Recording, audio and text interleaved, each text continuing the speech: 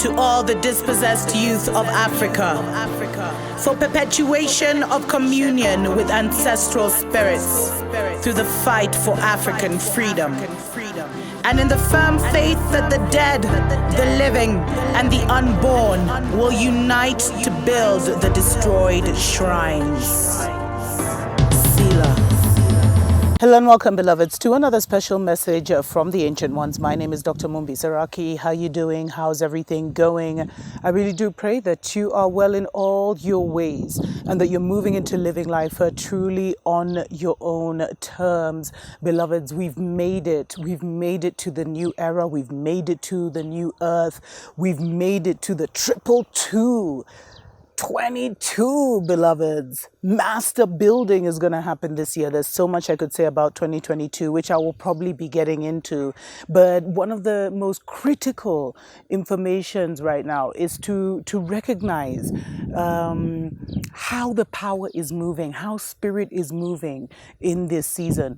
You know, I got this email from someone, and he was talking about how he needs help to get out of Babylon because he's the Messiah of Africa, and he's gonna do this, and he's gonna save Africa. He's gonna get the artifacts back. He's gonna do this. He's gonna do that. He's gonna cancel the double Big Mac mandates and all this stuff. And you know, if it was a normal person, let me just put it like that, reading that message, they would look at it and they'd be like, is this person even normal?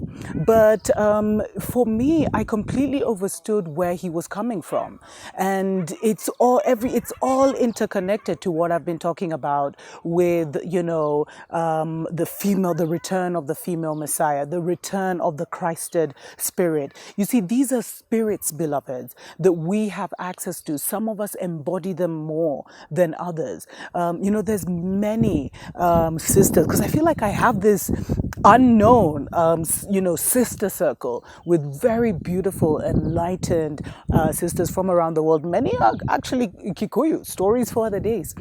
But, and a lot of us have been feeling in the last 2-3 years, we felt like, I am Queen of Sheba. You know what I mean? I am, this great, I am Sekhmet, the lioness goddess of war.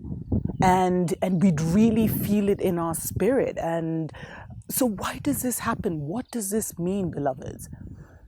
What does this mean? For me, when I was meditating on this with the Ancient Ones, what I felt is that many, it's like we're in a war, beloveds. And the plane we're on was totally shut down to kind of any external reinforcement, external assistance. It was shut down. And you see, the only way you can move and operate in this world is with this body, is with a body. That's how you interact with others, because everything, keys, blessing, knowledge, openings, closings, come through people, beloveds. And so you have to have this body to interact. And so the many spirits are here doing warfare, but they don't have the body. So what has happened is that for me, I feel that many of us were sent in. Many of us have struggled to survive, but have made it. And now that we've made it, we can access these different spiritual beings. And that's what they call being a medium, beloveds. Is like you can connect with the Queen of Sheba, who was the greatest astrologer, greatest astronomer of her time. She was on another level, beloveds. And the real story is that, King Solomon, he had this bird that he used to, he had these animals that he would bring out, and he was very connected. So he could speak to birds, he could speak to lions, and he would kind of bring them out. And he had this, so every time, he'd get guests, he'd invite the elephant and all these, the dwarf, the jinn, to kind of come and see people. Because you see, then people's first eye was open. So people could see both spiritually and physically. And the story goes, beloveds, that when he called on this special bird that he had, the bird was not there. And so he told people when the bird comes, his special bird, to let the bird know that he had been looking for the bird. So when the bird came back, He was like, where were you? You know, I had a show. I was expecting you to come and do this and come and do that. And he was like, you know, Your Majesty, I went to the whole plane to see if there is anyone who is greater than you, who does not worship, you know, the creator that you worship, etc., etc. And he said, and I found this one woman, this one queen who worships the sun, and she has this incredible kingdom, etc., etc. So the story goes, and you know, I'm paraphrasing, that King Solomon then demanded that she be summoned to his kingdom. And so the bird went with millions and millions of birds, beloveds. And every morning, the Queen of Sheba would kind of wake up and she'd go out to her balcony and she'd, you know, look at the sun and get the first ray of sun and do her meditation and her, you know, incantations and everything. And that day, well, her presence is around. That day, beloveds, this general bird of, you know, King Solomon went with so many birds that they blocked out the sun.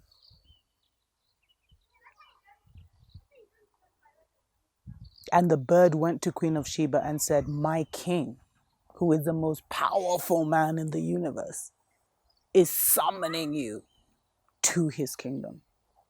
And some say that's the real reason that the Queen of Sheba went with all that gold and the rubies. She had never seen such a demonstration of power. And I think the bird said, yo, if you don't come this time, the next time we're coming to destroy your queendom. She had never seen that. And that's what got her to leave her queendom and go to visit King Solomon. But neither of us were there, beloved. So it's just a story. And stories should just be there to help us tap into that spiritual being, tap into that power, or have a deeper understanding of what is possible on Mama Earth. Let's take a short break. We'll be right back. Wake up, wake up, wake up, wake up, wake up, wake up, wake up. Wake up, Africa. Welcome back, beloveds, to a special message from the ancient ones. And I kind of got carried away with my story on Queen of Sheba. But basically what I was saying, beloveds, is that all these very powerful spiritual beings that were there before are here now. And as we ascend, we can partner with us. Some of us are them, and some of us are much more than them. So some of us feel like I am the Queen of Sheba, like for real, Saba, number 7. But you see, spirit is not limited. So, you know, because I've seen so many have written to me and they're like, I am the chosen one. I am the Messiah. Yes, you are. And what I believe is like so many spiritual warriors were sent here and some have not made it. But enough of us, more than enough of us, have made it. And what you realize as you go up is that you have access to move in the powers of a Queen of Sheba, to move in the powers of a Christed one,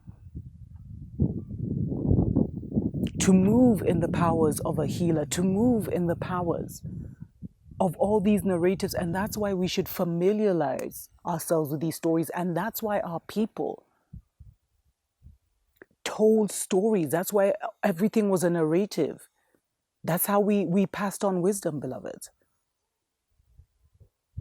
And so if you feel like you're the Messiah, you probably have that gene in you, beloveds. And you can probably tap into that. But how many of us feel it, but are not moving in it and operating in it? Because you can't contact me and tell me you're the Messiah, but you need me to help you raise funds to buy a ticket to leave Babylon. Like, that means that it's a figment of your imagination. It's just an idea. It's a potential. But you need to get real on how to realize that potential. Because I think so many people who feel, and I mean, I overstand, beloved. Sometimes it's such a feeling that it moves you, like you feel like, I have to save the world, I have to do this, like you have all the answers, you have all this power. But then when you look at your physical reality, like, you don't even have money for food that night, but you feel like you have all this power. So how do you operationalize yourself? That's what you should be thinking. Because I think too many of us think we're here to save the world. And we have all these ideas of how we're going to come out. It's like in a grand theater and do all these wonderful things and meet all these presidents and, be this big spokesperson or whatever. When it's just much simpler than that. In saving yourself, beloveds, you save the world. In getting yourself out of the situation you're in, you transform humanity. And so if you really believe that you're the Messiah, you're the female Christ, you're the male Christ, you're Heru returned, you're Ptah returned, which whoever you feel you are, beloveds, ask that you reveal that power to yourself first, that power operates in yourself first. Transform your life first, beloveds. And I say this from a place of deep love because I was there. I was there where I felt like I had a calling. I'm a healer. I'm here to heal people's minds, heal people's inner child. But there was so much healing I had to do on my own, beloveds. But I was always looking for an opportunity and feeling this power moving within me. And now that I've operationalized that power to operate in my own life and give me a good life and sort me out, I'm even like, no, it's okay. I don't need to be a healer this lifetime. I'm good. I'm all right. Because the ego can't handle who we are. And sadly, the ego must die for us to become who we are.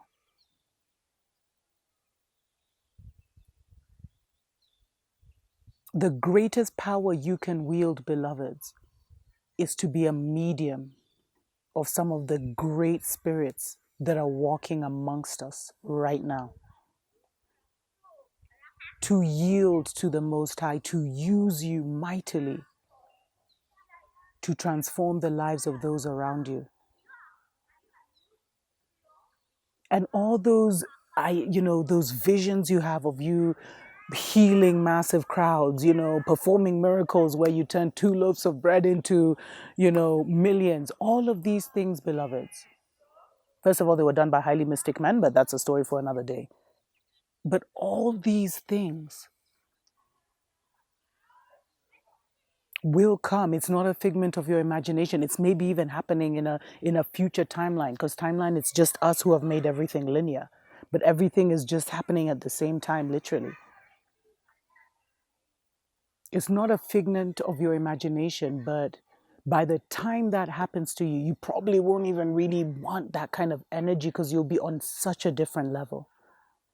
So whatever great being you are, you're a chosen one. Choose yourself first, because everything has changed and we can transform ourselves in a twinkle of an eye. Tuko pamoja.